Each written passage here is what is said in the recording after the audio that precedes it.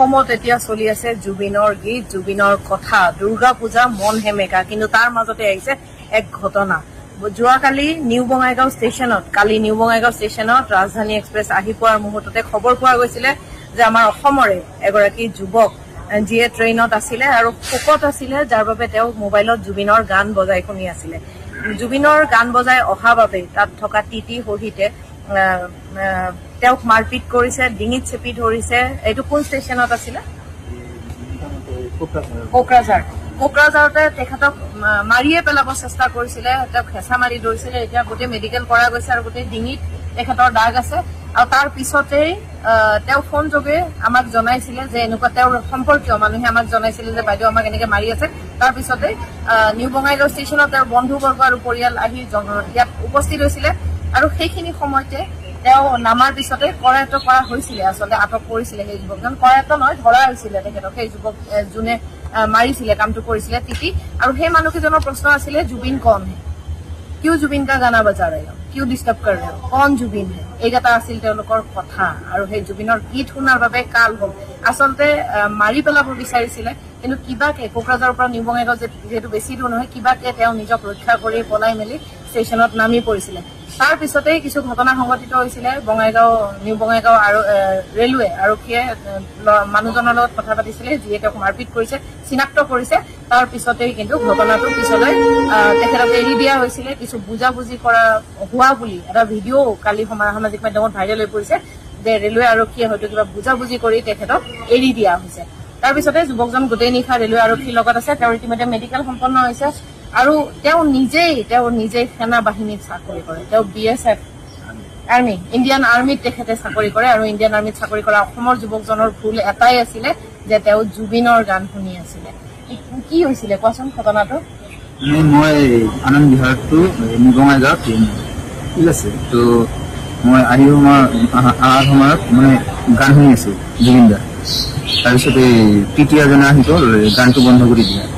মই ঠিক আছে মানে শ্ল' কৰি দিলো ভলিউমটো। তাৰপিছত কি কয় এনেকা মানে कौन है जुबिन गार्ग, ये सकता तुम्हारा किंग होगा असम का, मुझे नहीं पता जुबिन गार्ग है कौन, हमारा कोई किंग नहीं है।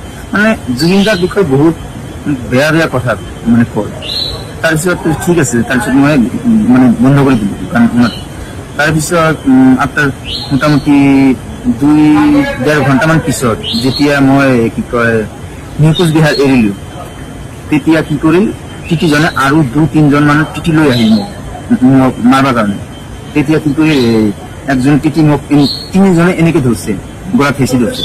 আৰু একজনে কি কৰছে দৰজা যিটো আছিল সেইটো মানে এনেকে কি কৰছে মানে মাৰি মোক পেলাই দিব আৰ কি। তাৰপিছত মই এনেকে টিটিজনক এনেকে ধাক্কা মাৰি মানে ভিতৰৰ ফালে চিভিলিয়ানক কলো হেল্প মি বুলি কলো।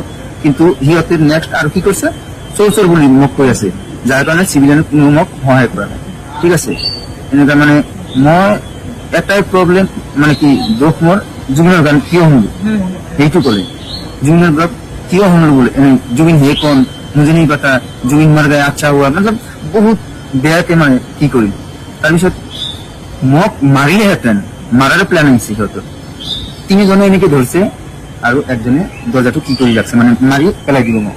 কিন্তু চিল্লি কৰিলো কোন চিভিলিয়ান, ইহঁতৰ পিছৰ পৰা কৈ আছে চোৰ বুলি, যাৰ কাৰণে মই কি নাপালো, হেল্প নাপালো চিভিলিয়ানৰ পৰা।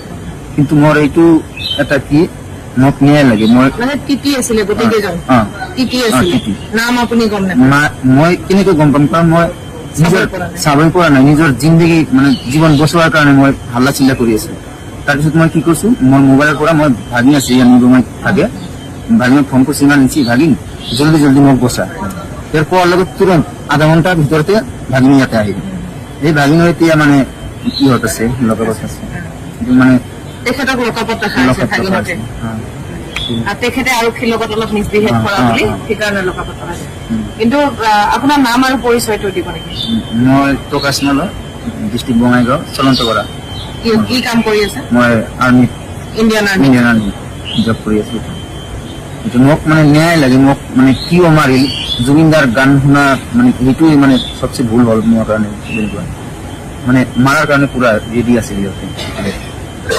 গতিকে এয়া আছিলে কাহিনী, প্ৰকাশ মালৰ কাহিনী আছিলে। আৰু জুবিনদাৰ গীত শুনাৰ বাবে কাল হ'ল। তাৰমানে গোটেই ভাৰতে যে আজি কান্দা বুলি কৈ আছে, এয়া সঁচানে? যদি এখন ট্ৰেইনত 3জন টিটিয়ে এজন যুৱক ভাৰতীয় সেনাৰ এগৰাকী যুৱকক মাৰপিট কৰিব পাৰে, তেতিয়াহ'লে জুবিন প্ৰেম সঁচা বাহিৰত নে দেখুওৱা মৰম আচলতে? সেয়াহে।